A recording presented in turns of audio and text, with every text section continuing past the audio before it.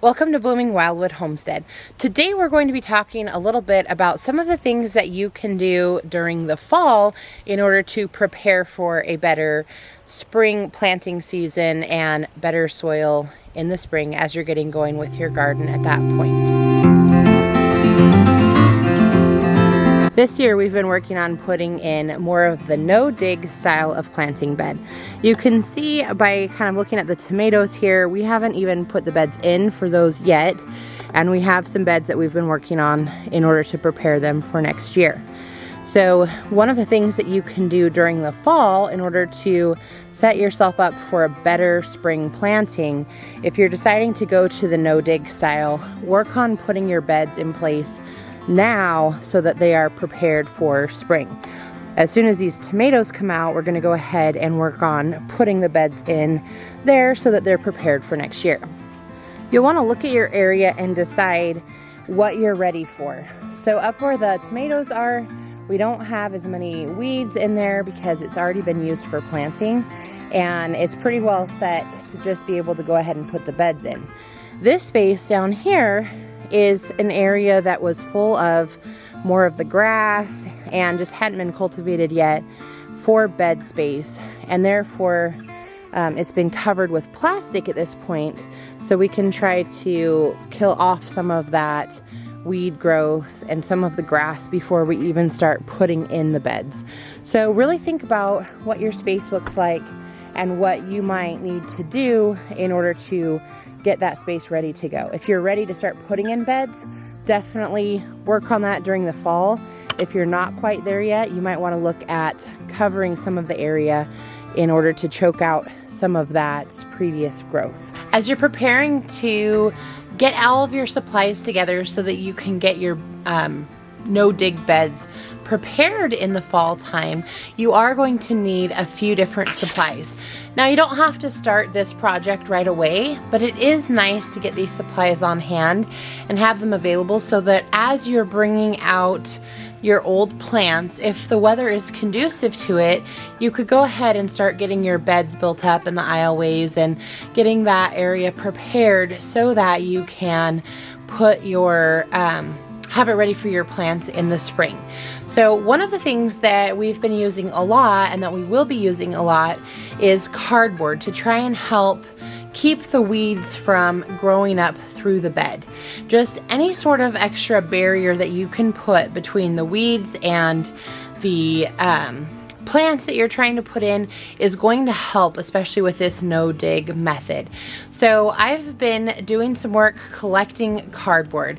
If you are going to buy cardboard from the store, it can be kind of expensive, and especially with everything that was going on with the lumber shortage and just all the paper products and things that were of a similar material, all of those things were a lot more expensive, and so you really don't need to go out and buy that.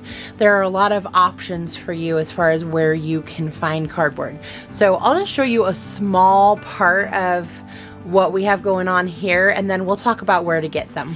You can see here that I have quite the stack of cardboard.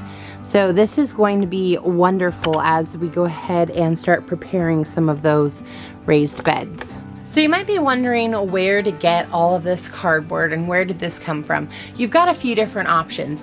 If you are moving to a new homestead location, you might have boxes from the move that you can go ahead and save so that further on down the road you can put in those raised no-dig beds. And even if you're going for a raised bed, you might want to put some type of a barrier between the weeds and your plants. Other options could be to look around and see if there might be construction happening somewhere in your area. For example, if you've got a school that looks like it's going to be undergoing some construction, I guarantee you that the teachers had to box up their classrooms and put everything to the side in order for that construction to happen.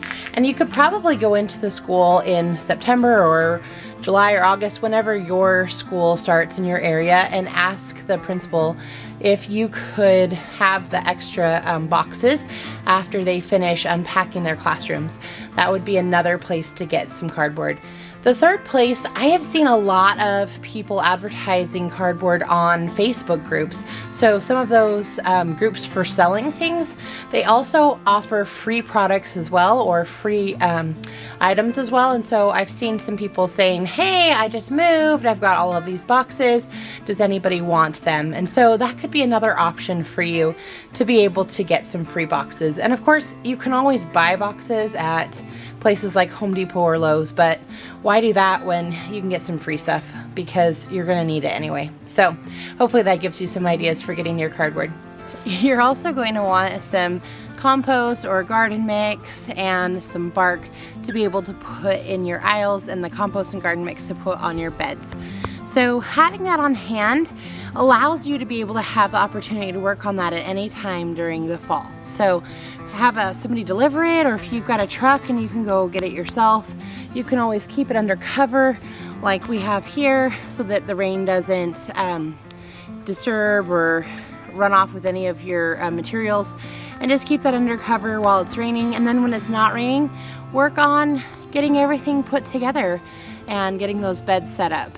So hopefully that can be a help to you. I hope that this just kind of inspires you and gives you some great ideas on ways that you can start preparing to continue gardening through the fall and setting yourself up for a great spring and getting things going next year. And from all of us here at Blooming Wildwood Homestead, I hope that you appreciated this video, learned a few things. If you did, please click like and subscribe, and I can't wait to see you next time. Bye everyone.